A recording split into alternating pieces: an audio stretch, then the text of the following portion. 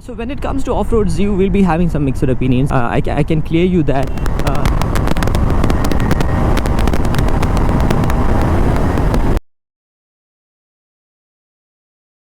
Crawford's your trunk and Paul's Metigoffen Adventure 390. So guys, I know that you guys have been waiting for this motorcycle for a very long time, and finally I got this. So it's better late than never.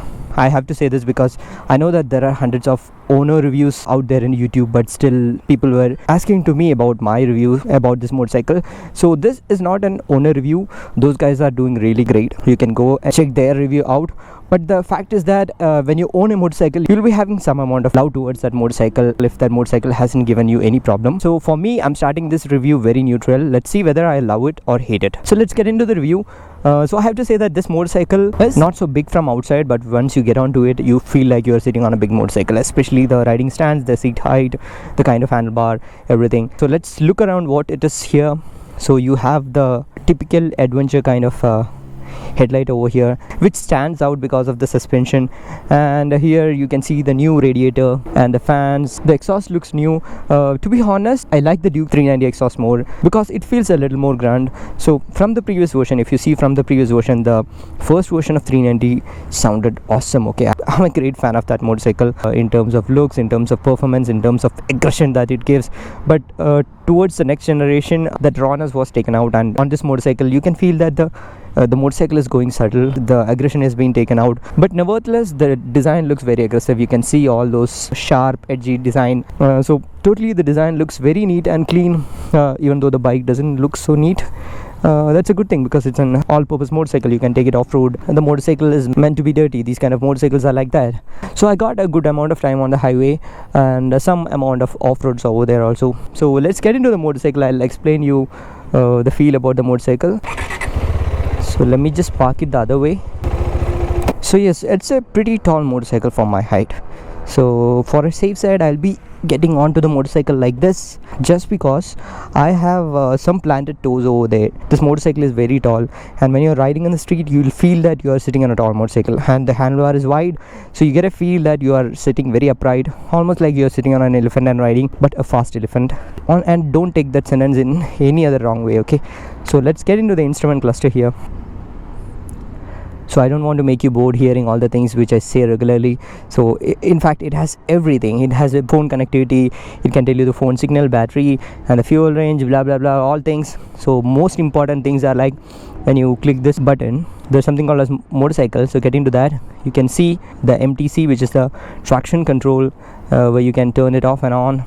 And then the ABS, which is also switchable like road and off-road. So looking onto the handlebar, all basic switches, and one appreciable thing that I see over here is like adjustable levers for the brake lever as well as a clutch lever. So here you have the engine kill switch, the ignition, and here you have the high beam and low beam and the indicator switch horn. So pretty much basic. You don't have that kind of a riding mode stuff on this motorcycle, but that's what I told. You'll be able to set the traction control and the ABS. So to talk about the seat is very tall. If you can see there is a small portion of seat over here. You will see this kind of a seat on a motocross motorcycle, because when you are sitting very front and when you have your chin almost in line with the handlebar, of course when you go on off-roads, you need this portion of seat. And from this angle, this motorcycle is not so big. It looks sleek. The tank doesn't feel as big. The height of the motorcycle and the handlebar makes this motorcycle really huge. And you can see a 12-volt charger here. There you can have a RAM mount or any phone mount here, and you can connect it via that port. And I'll talk about the seat here. The seat is very long. As I told, if you are in city, you can sit over here. If you're touring, you can sit over here and tour. And when you are onto real off-roads, you can come up front and lock your knees here, and you can do some off-roads. And the seat comfort is also good. That's what I feel. It's really nice. So when you get onto the pillion seat, the seat also feels really wonderful. And the scary part is like, if I slip this motorcycle, I don't have any other choice than dropping this. The grab rail is really nice. It is wide and I have a good confidence in holding it. So that's something great KTM has done. So coming on to this riding posture, completely upright riding posture. Handlebar, I wish it is a little taller, and the foot peg position is like neutral, not so forward set, neither so rear set. This is what I was talking about. The grab rails are like wide, and it's a really nice looking tail light, especially during night. I liked it very much. I told that the motorcycle feels a little subtle. You won't get that Duke 390 feel with the Adventure 390. Somehow they are trying to make the motorcycle more saner. To be honest, I want that aggression with the motorcycle. So I cannot stand like this and talk for a long time because it's summer and it's getting so hot. So let's go for the ride. So one thing I forgot to mention is the quality of this windscreen. So you can sit comfortably. It is giving good comfort till 110 and all, and this is not blocking the view too much. So if you're of my height, then this is not blocking the view too much. So let's go for the ride. I'll make you hear the exhaust. Anyway, the pure sound video is coming in, so you can watch that also.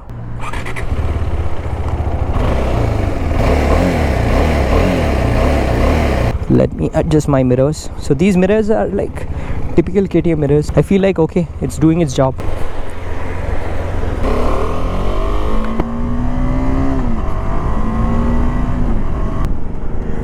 So it is not so difficult to take a U-turn and all. It's a very lighter motorcycle, just the fact that it's a tall motorcycle, that's all. So you shouldn't be scared in buying this motorcycle, because you can see that I have planted foot this side. I'm just keeping my center of gravity towards the left side, that's all. So don't be scared buying this motorcycle thinking that it's a very tall motorcycle. Just please don't worry about it, because it's all about balance. It's a lighter motorcycle. It's not so aggressive like the previous versions of Duke. Something manageable with your throttle. So let's pull it.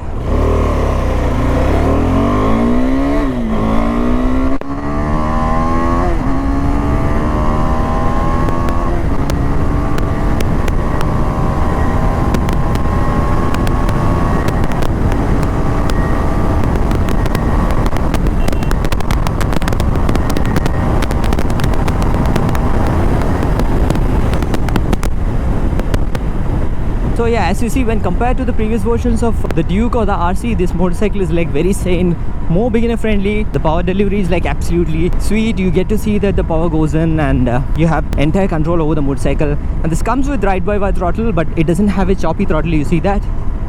It doesn't have choppy throttle.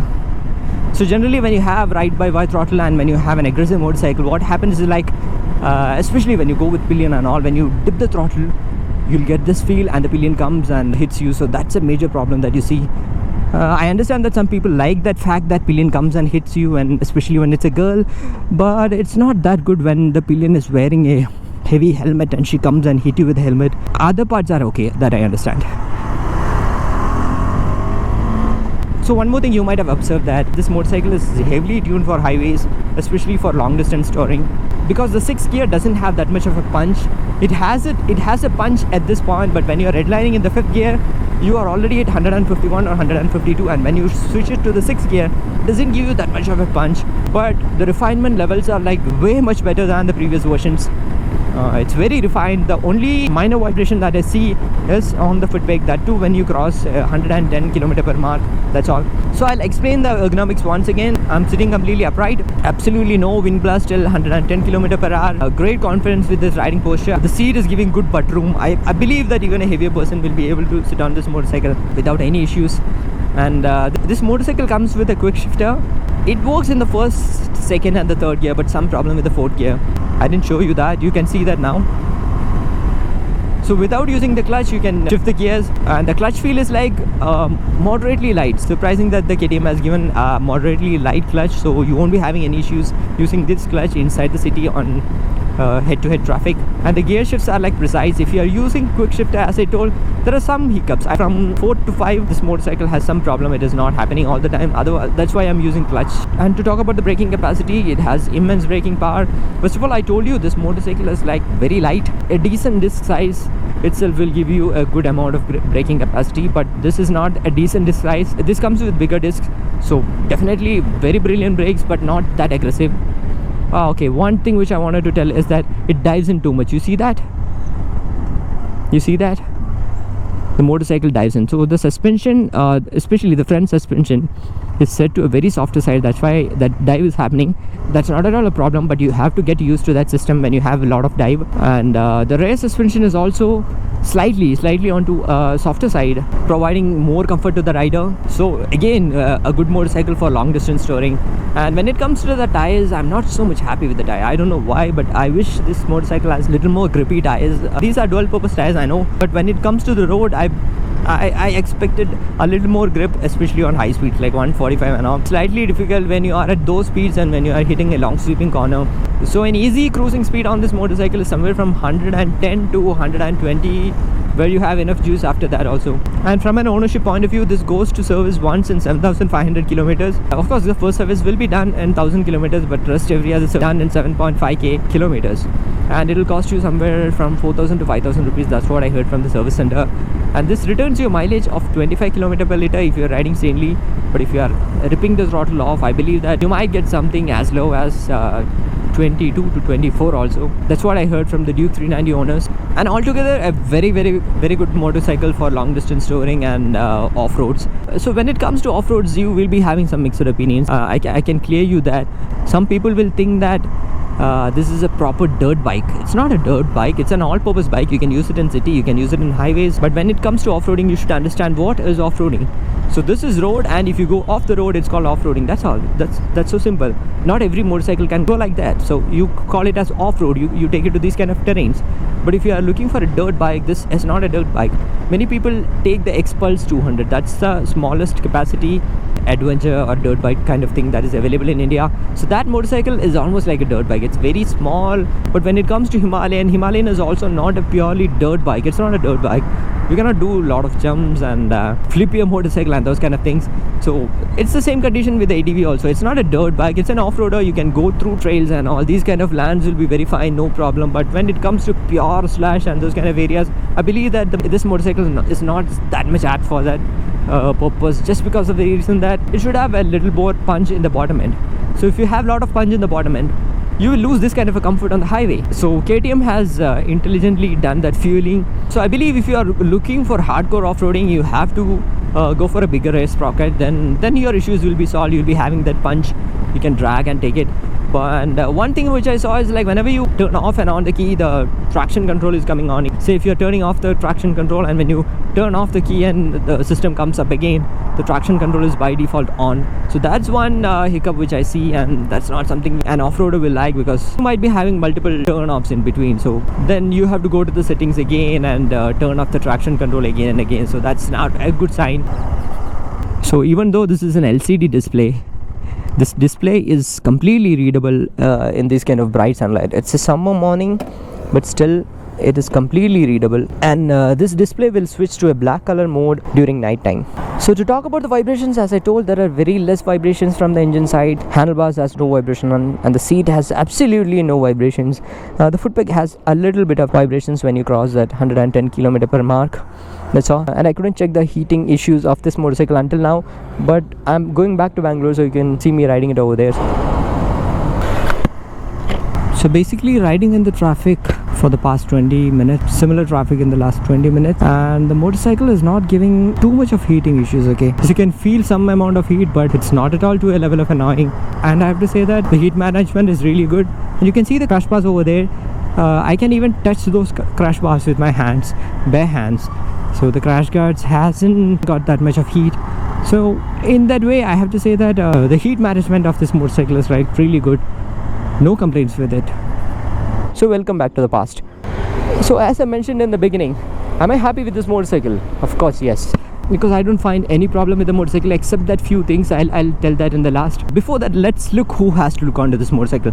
So if you want an all-rounder motorcycle for city use, for highway use, and for some amount of off-roading, this motorcycle is for you. And it comes with a lot of options like adjustable traction control, comes with switchable ABS and quick shifter. So these kind of stuffs are like really good from a feature point of view. So these quick shifter will help you while you are touring on highways. So that's what I told. If you are looking for a good motorcycle for city, highway and off-roads, yes, this is a very good motorcycle. But if you're looking for a dirt motorcycle, what I'll say is that you have to go for something else. You have to go for the Honda CRF or the Kawasaki, which are not really in India. You have to spend that much amount of money to import that motorcycle. And if you ask me what are improvements which I see on this motorcycle, if you're really on off-roading, I believe that you might need a bigger rear sprocket, that's all. And secondly, a little more better grippy tires for cornering, that's all. And these two things are like in the hands of owner itself. It shouldn't directly come from the KTM. You can buy it aftermarket and fix it on the motorcycle and use it like that. So I hope this video has helped you. If so, as always, show some love in the form of likes and comments. See you in the next video. Until then, bye bye.